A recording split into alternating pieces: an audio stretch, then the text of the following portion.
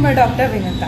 Dentistry is not expensive, neglect is ಅಂತ ಹೇಳ್ತಾರೆ. ಯಾಕೆ ಅಂತಂತಂದರೆ ಆ್ಯಕ್ಚುಲಿ ಪೇಷಂಟ್ಸು ಪ್ರಾಬ್ಲಮ್ ಚಿಕ್ಕದಿದ್ದಾಗ ಯಾರೇ ಆಗಲಿ ತೋರಿಸ್ಕೊಳ್ಳೋಕ್ಕೆ ಮುಂದಕ್ಕೆ ಬರೋದಿಲ್ಲ.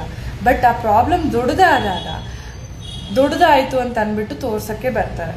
ಆಗ ಕಾಸ್ಟು ಸಹ ನಿಮಗೆ ಎಕ್ಸ್ಪೆನ್ಸಿವ್ ಆಗುತ್ತೆ.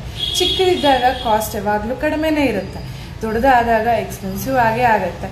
ಎಕ್ಸಾಂಪಲ್ ಕ್ಯಾವಿಟೀಸೇ ಆಗಿತ್ತು ಅಂದ್ಕೊಳ್ಳಿ. ಸೊ ಆಗ ಚಿಕ್ಕದು ಕ್ಯಾವಿಟಿ ಇತ್ತು ಅಂತಂದರೆ ಅದನ್ನು ರೆಸ್ಟೋರೇಷನ್ಸ್ ಅಥವಾ ಫಿಲ್ಲಿಂಗ್ಸ್ ಅಂತ ಹೇಳ್ತೀವಿ. ಸೊ ಅದನ್ನು ಮಾಡಿದಾಗ ಅದು ಪ್ರಾಬ್ಲಮ್ ಸಾಲ್ವ್ ಆಗುತ್ತೆ. ಅದನ್ನು ಹಾಗೆ ಬಿಟ್ಟು ತಿಂಗಳಂಗಟ್ಟಲೆ ಬಿಟ್ಟಾಗ ಅದು ದೊಡ್ಡದಾಗಿ ನರದ ತನಕ ಹೋಗಿ ಪೇನ್ ಬರೋಕ್ಕೆ ಸಾಧ್ಯ ಆಗುತ್ತೆ. ಸೊ ಆಗ ಇನ್ನೂ ಪ್ರಾಬ್ಲಮ್ ದೊಡ್ಡದಾಯಿತು ಅಂತಂತ ಪೇನ್ ಬರುತ್ತೆ, ಸ್ವೆಲ್ಲಿಂಗ್ ಆಗುತ್ತೆ, ಇನ್ಫೆಕ್ಷನ್ಸ್ ತುಂಬ ಆಗುತ್ತೆ. ಸೊ ಆಗ ಅದು ಎಕ್ಸ್ಪೆನ್ಸಿವ್ ಆಯಿತು ಅಂತಲೇ ಅರ್ಥ. ಸೊ ಆಗ ತೋರಿಸ್ಕೊಂಡಾಗ ನಿಮಗೆ 2 ಆಪ್ಷನ್ ಆಗುತ್ತೆ, ರೂಟ್ ಕೆನಲ್ ಒಂದು ಅಥವಾ ಎಕ್ಸ್ಟ್ರಾಕ್ಷನ್ ಒಂದು, ಹಲ್ಲು ತೆಗಿಯೋ ಅಂಥದ್ದು. ಸೊ ರೂಟ್ ಕೆನಲ್ ಅಂತಂದರೆ ಹಲ್ಲು ಉಳಿಸೋ ಅಂಥದ್ದು. ಅದಕ್ಕೂ ಪೇಷಂಟ್ ಒಪ್ಕೊಂಡಿಲ್ಲ ಅಂತಂದರೆ ಸೊ ಫೈನಲಿ ಹಲ್ಲೇ ತೆಗಿಬೇಕಾಗ್ತದೆ.